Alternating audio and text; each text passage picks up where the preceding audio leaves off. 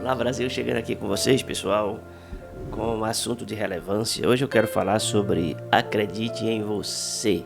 Isso mesmo, aqui quem está falando é o pastor Marcos Rosa. Seja muito bem-vindo ao meu canal. Queria pedir para você assinar o canal se for possível, tá certo, pessoal? Temos uma dificuldade aqui desse canal crescer, mas eu acredito que a gente vai chegar lá, tá certo, pessoal? Tamo junto ou não tamo? Tamo junto? Tamo junto? Assina o canal. Alguém já disse, acredite que você pode, que você já está no meio do caminho, né? Muitas pessoas, elas têm esse problema muito sério, né? Esse problema é um problema né, a gente pode dizer, de autoafirmação, de falta de autoafirmação no ser humano. Aquele ser humano que ele tudo, né? Ele depende de aprovação do outro, né? Ele só acredita em si mesmo se alguém lhe apoiar em certas decisões, se alguém estiver do seu lado e coisas assim desse tipo.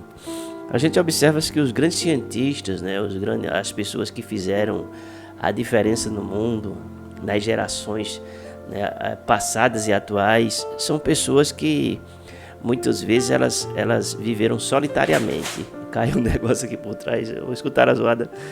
Elas viveram solitariamente porque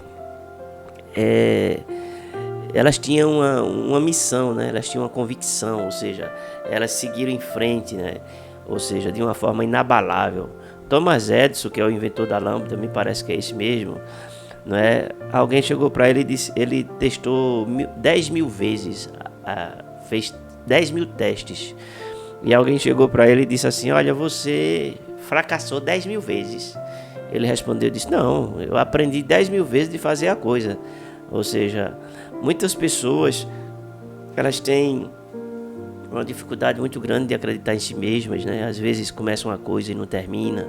Às vezes depende, né? Como eu falei, de opinião de terceiro, coisa assim desse tipo. Essas pessoas, geralmente, elas ficam patinando no mesmo lugar e não saem daquele lugar, não saem daquele nível, não é? Não sai daquele bairro que moram, não sai daquela cidade, né? Não fazem a diferença, né? Elas não procuram romper, sair da zona de conforto e elas vivem ali muitas vezes estagnadas, sem produzir nada novo nas suas vidas, não é? É sobre esse assunto que a gente vai falar, tá bom, pessoal?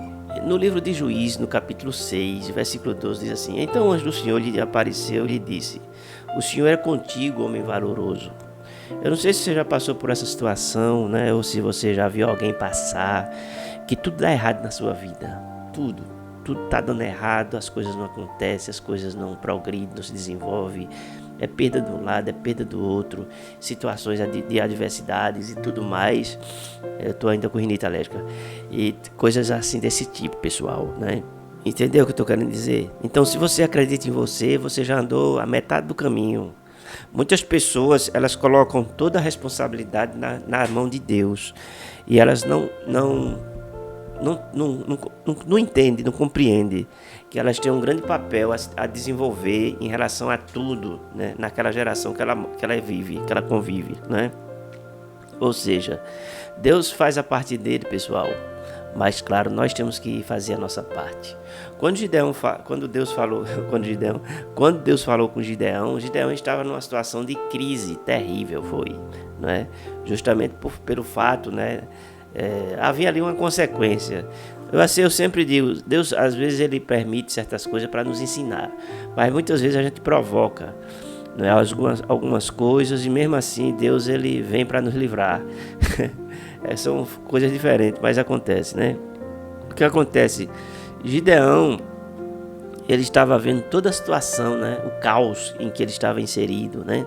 O caos em que ele estava vivendo naquele momento. Ele estava malhando trigo no lagar, estava com medo, estava, digamos assim, não confiava mais em ninguém e estava atacado por essa síndrome, né? Que é a síndrome do medo, a síndrome da desconfiança, a síndrome da dúvida, a síndrome da falta de fé, né? Ele estava bloqueado e travado. Quando o anjo aparece a ele e diz para ele, o Senhor é contigo, varão valoroso, ele não acreditou não. Ele não acreditou porque estava assim, na linguagem popular, desiludido, né? Ou seja, eles estavam fugindo dos seus inimigos, dormindo em cova, até em cemitérios, não é? Os alimentos estavam sendo escondidos, ele estava fugindo ali, malhando trigo no lagar, que lagar não é lugar de malhar trigo. Mas ali foi uma estratégia, né? Porque ele raciocinou assim: se eu for lá para o lagar, né, o inimigo não vai para lá, porque não é tempo de uva, e o inimigo vai pensar que não tem ninguém lá. Então ele usou isso aí, uma estratégia para fugir do inimigo. Era um momento de fuga, né, naquela nação, na vida daquele povo. E de uma forma geral, o Gideão estava inserido nesse contexto, nessa história, podemos dizer, trágica, não é?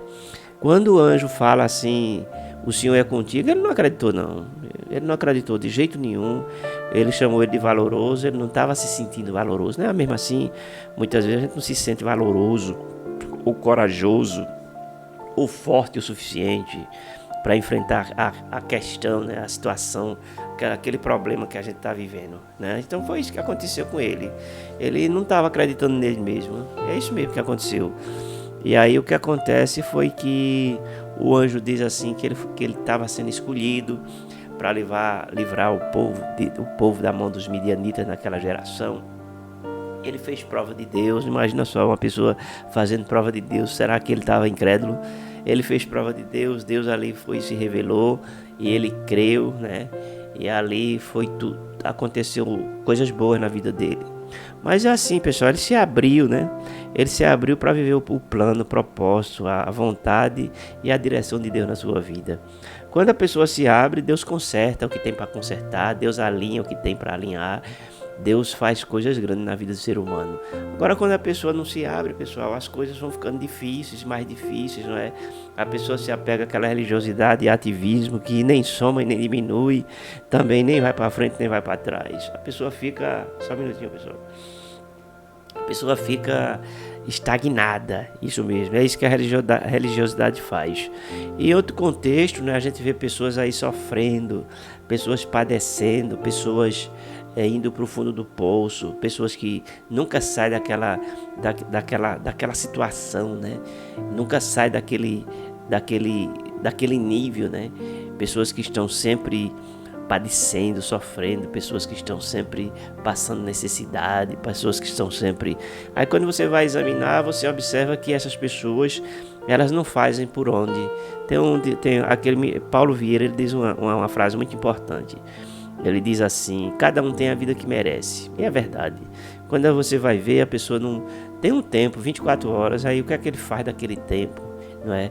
Ele podia tirar aquele tempo para estudar, podia tirar aquele tempo para orar, poderia tirar aquele tempo para fazer a obra de Deus, poderia tirar aquele tempo para fazer muita coisa, não é, pessoal?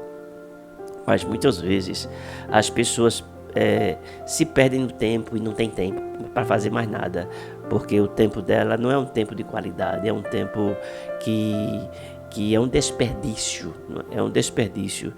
E o tempo vai passando, né? E as coisas vão acontecendo e a pessoa vai vivendo uma vida, como diz a história, deixa a vida me levar, vida leva eu, né? E não se esforçam para sair daquele nível, mas querem sair de todo jeito, quer que Deus tire de todo jeito. Mas Deus quer tirar, claro, Deus quer transformar, abençoar e mudar a sorte de cada um de nós. Mas nós temos que fazer por onde, pessoal? Temos que fazer por onde? Nós temos que estar em direção, alinhados, para que as coisas aconteçam na nossa vida, né? Se você não fizer por onde, fica difícil, né? As coisas ficam mais difíceis, além daquilo que já são. Agora, quando você faz por onde, Deus vai sempre abrir uma porta para você. Deus vai sempre enviar o suprimento, o livramento. Deus sempre vai fazer algo novo na sua vida, tá certo? Quando você se esforça. Agora, quando você não se esforça, meu filho, fica só esperando cair do céu só cai água e olha lá, viu? Às vezes nem cai. Então, eu quero dizer isso para você, que a fé não é uma coisa cega, uma coisa inerte, uma coisa morta, uma coisa sem vida, uma coisa sem movimento. Não, a fé é uma coisa que se move, entendeu? E você tem que se mover dentro da fé, não é? Porque Tiago diz assim, que a fé sem as obras é morta. O que significa isso?